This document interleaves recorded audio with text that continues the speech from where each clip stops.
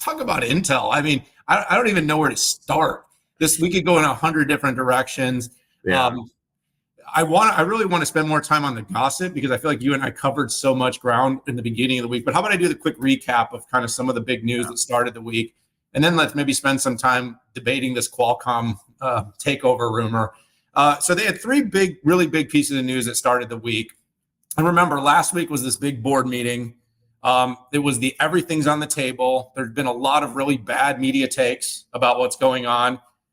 There's been some better takes. You and I have been really trying hard to sort through all the noise and communicate to the market what's going on. But this week, they had three pieces of news to start off. And I think for Intel, in a broader perspective, this was the best three pieces of news Intel could have hoped for in a week.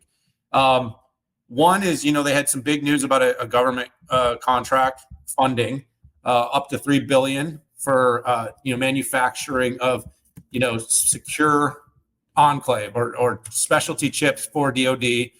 This is a big win for Foundry. It's a big win for the company to basically show that it has locked in the relationship.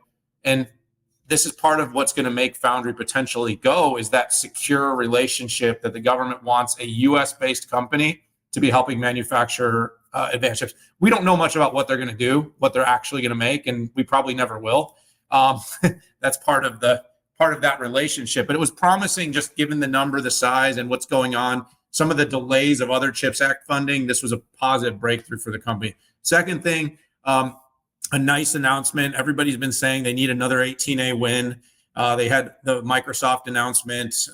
They got AWS. So AWS is going to make an AI mesh fabric, network chip. This is a kind of what I call an entree into the relationship.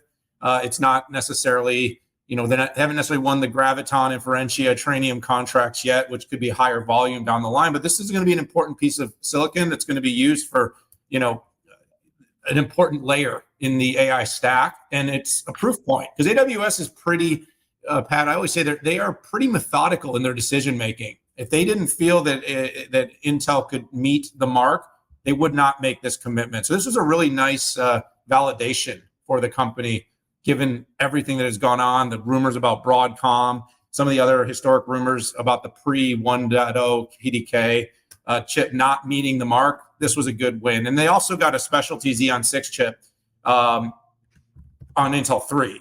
So it's a different note, but another win, some more AWS using Intel and Foundry.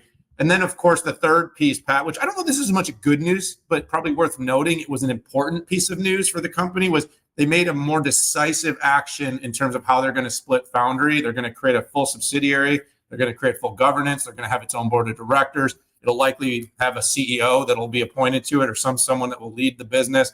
It will have its own ERP. It will have what, we could kind of call, Pat, like a full church and state between Intel, the design and the parent business, and Intel's Foundry business. I think making this move was super important just for the partners, customers, especially the fabless. The hyperscaler is probably a little different in terms of how they would be open or not to sharing IP. But if they're serious about wanting to ever get a Qualcomm, NVIDIA, and AMD, this was a much needed decision that had to be made. So those are the big news items. That's my take on it. And then I'll pass it to you by saying, and Friday you went on CNBC because a rumor broke that Intel was going to be taken over by Qualcomm. I'm going to hold my take on that. I'll let you talk and maybe come back to that one. Yeah, crazy week. It started off with the two of us talking to Pat Gelsinger, and kind of ended for me doing a CNBC hit on the potential takeover. But yeah, so I'm going to not just regurgitate what I said on CNBC, but it'll be consistent here. These types of things happen when you have any company looking at strategic options, right? You've got multiple investment bankers, and then competitors and complementers are looking for a way to exploit the situation, either through acquisitions, creating turmoil, trying to get a better deal, right? People see blood in the water, and then they just pounce on it.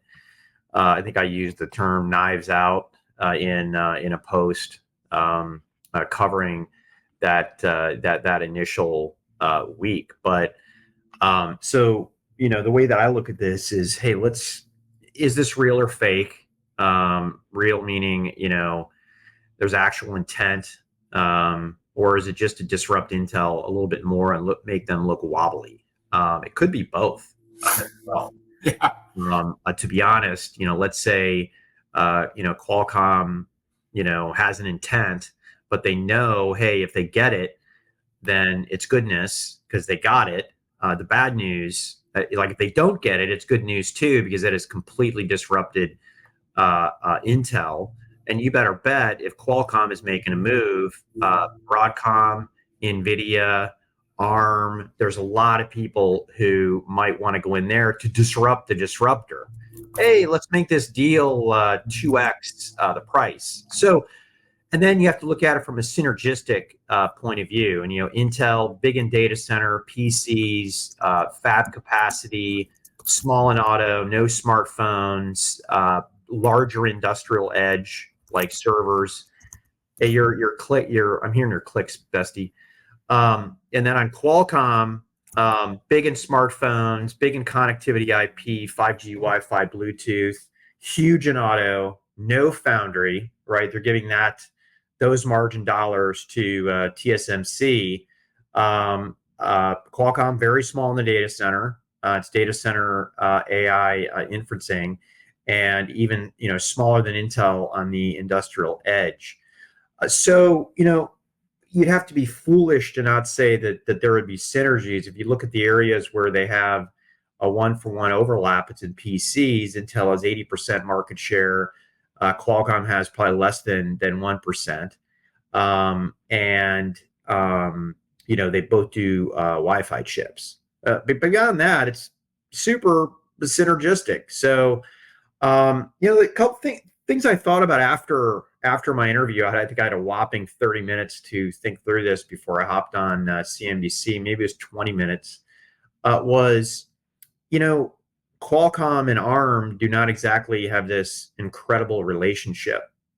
And what if, another benefit could be Qualcomm getting the x86 and licensing it to people for them to make their own chips. That was something that popped in my head. And also, I mentioned this on CNBC with Lip-Bu Tan.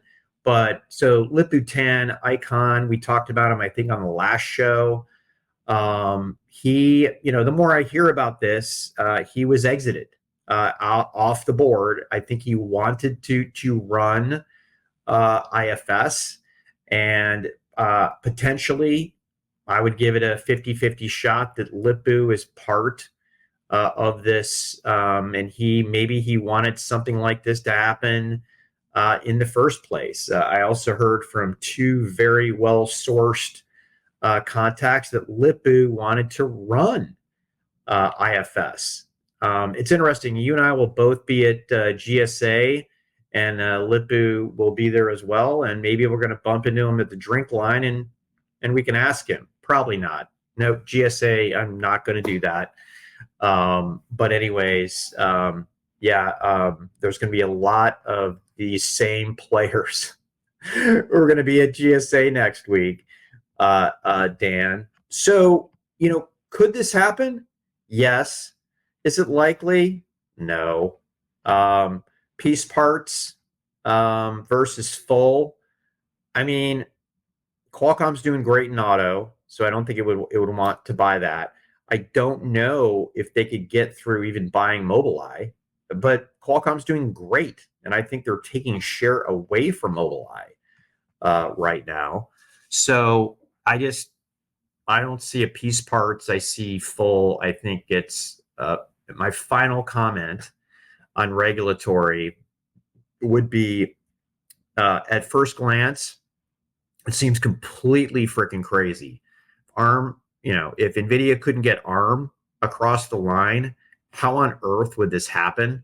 But it's interesting on the Western front versus, let's say, China, if this could be positioned as a savior for Western foundry and Western, I mean, if Qualcomm moved all of their capacity, like let's say 14A mobile flow, let's just say it's a good flow and it's good. imagining what this could do to Western Foundry, that's the way that this thing could be packaged to the regulators. And even though there wasn't a whole lot of overlap between even what NVIDIA did and ARM, I think there's even less overlap between what Intel and Qualcomm does. But, as we've talked about on this show, it all comes down to how you define the markets. All right, Dan. Yeah, I only hit it quickly because we got to keep moving. You've got a workout or something this morning. But I just want to say, I put my tweet out. I said I'm just going to read this off because I'm having a little fun with it. I said my 10 visceral thoughts that immediately came out following it. I said, Qualcomm to buy or to take over. 1, I said all of it, no. 2, if they wanted to, still no. 3, regulatory would be incredibly complex, also red, no. 4, maybe parts of it were of interest. PC, ? Auto, ? 5, it would certainly be a path to entering data center at scale, but ... 6, still no. 7, Mobileye, nope, not that either. 8, design business as a whole, leaning towards no. 9, Qualcomm entering the fab foundry biz, my take, not a chance. 10, I could be wrong, but even still, no, not happening. Look, I do think this was intentional. I do think there's actually, like you said, there probably was some real interest in parts and pieces of the business. Yeah.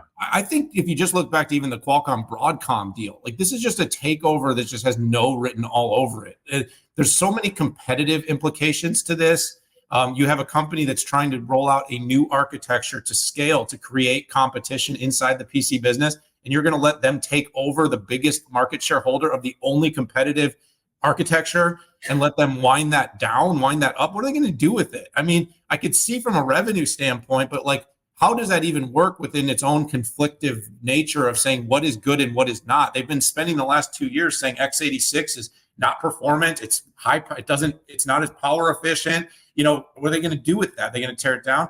Entering the data center would be the most interesting thing, but are they really going to enter with x86? It just seems like their whole architecture of low power. And the last thing is, Qualcomm has so many of its own regulatory challenges in terms of how it does licensing. This would just feels like it would open up a whole new can of worms to another set of long-term issues with regulators around the world. I don't see how they get out of it. I do think it's super fun and interesting to consider.